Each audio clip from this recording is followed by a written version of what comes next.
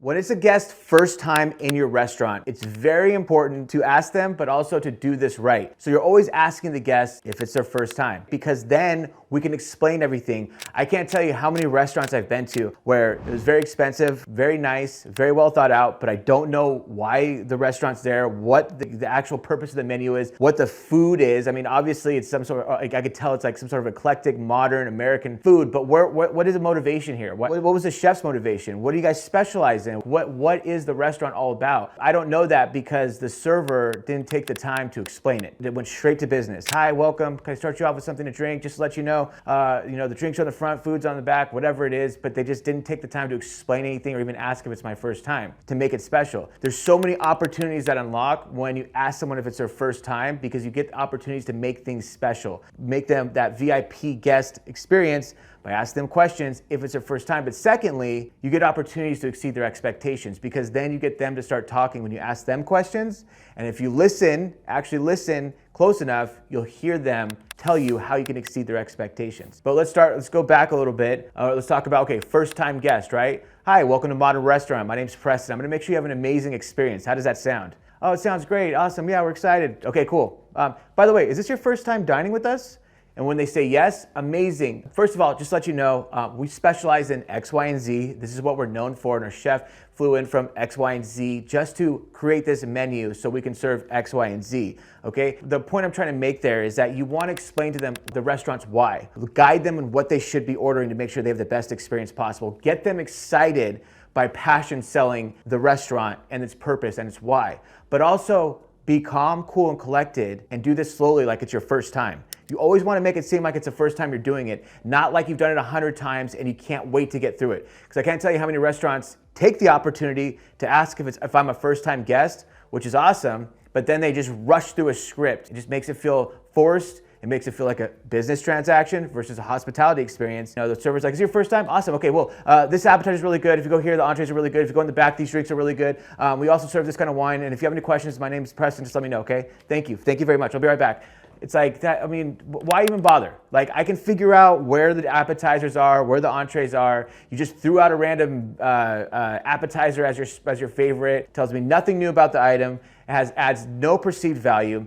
When you go through the first time, you always want to A, explain the why, B, explain your favorite dishes, recommendations, but you don't just recommend things, you passion sell them, right? It's not just like, oh, the salmon's really good or it's really popular. One of my favorite dishes is a salmon, by the way. Very, very good dish. That does nothing. We want to upsell. We want to passion sell that salmon, okay? We want to really get them excited about it and add perceived value, because we can add perceived value where they can say either, oh my gosh, the salmon's $50, or oh my gosh, the salmon's only $50, right?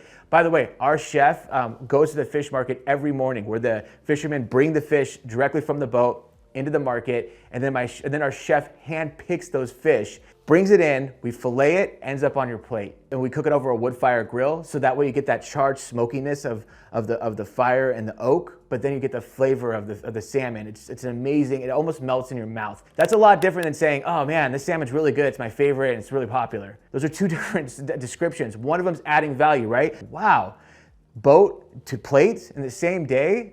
This salmon's only $50? That seems like a deal, versus this salmon's $50. Why? Because it's the server's favorite. So those are two different things. So again, passion sell, passion sell, passion sell.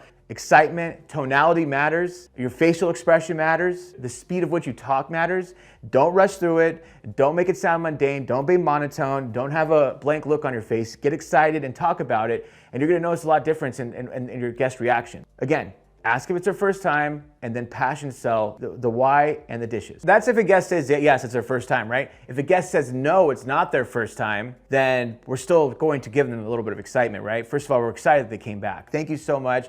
Welcome back. Now, hopefully you guys have a system in place already where we're taking notes on the guests. So this can be a little chit that gets printed out with the guest name and the table number, where you write down the notes, favorite glass of wine. Maybe they are allergic to this. They really like the pancetta. Whatever it is, we write notes. So next time they come back, we can have those notes in the computer, so when they print that shit out again, now there's notes. So they print it out, you just got sat on table 41, it's your second time here, and you look and you're like, oh wow, they like the prisoner red. And then you can go up to them, hi, what welcome back, Mr. Lee. We're so excited to have you back. Thank you so much for joining us.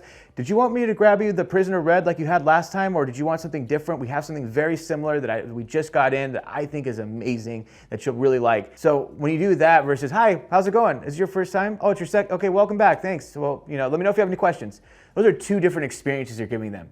So we really want to use those notes to make sure we're making a connection and showing them how organized we are. We've taken so much effort to show them how much we care that they're coming back, and we're going to take care of them. When they see it, they're going to feel it.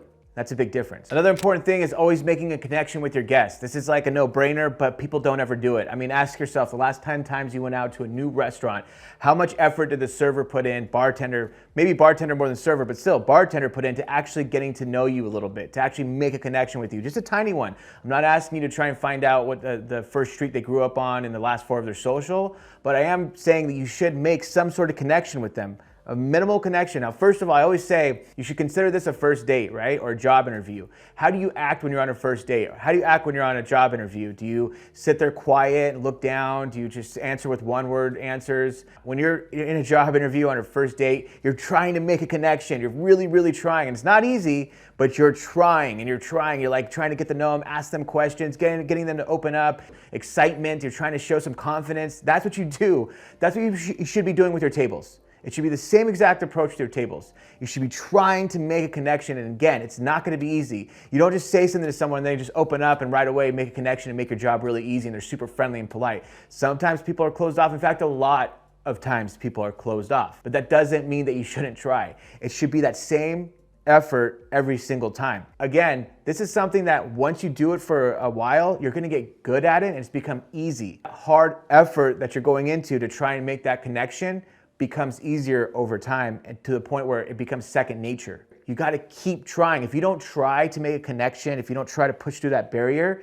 you're not going to get better at it. The approach I take, as I call it, the 3 deep method. That's where you ask 3 questions. 1 question and then 2 follow-up questions on that same topic. So for example, were you guys local or are you guys from out of town? Oh, you're local. Okay, cool. And what part of the city are you from? Oh, very cool. I have a friend that lives up there. How do you like it? So that's 3 deep, right? You ask them where they're from. What part of the city are you from? So now they're like, oh, now you're actually making them think. They're not just answering a question. Oh, now you're getting them engaged. People get excited when you get them to talk about themselves. They get excited, they get a dopamine rush. And so then it's like, oh, well, I'm from this part of the city. Awesome. My friend actually lives over there. How do you like it? You know what? I actually really like it. Now you have them going. Now it's a conversation. Now they can say, I really like it, X, Y, and Z. And then you could even add on to that. Now it's going to be easy to start adding on to the conversation because the ball is rolling. Or they can say, you know what? Actually, I hate it. I'm looking to move. Oh, really? That's a bummer. Yeah. Well, are you going to stay in the city? Are you thinking about moving out of the city? Then you can have a really easy conversation going. But you have to unlock it with the 3 deep method.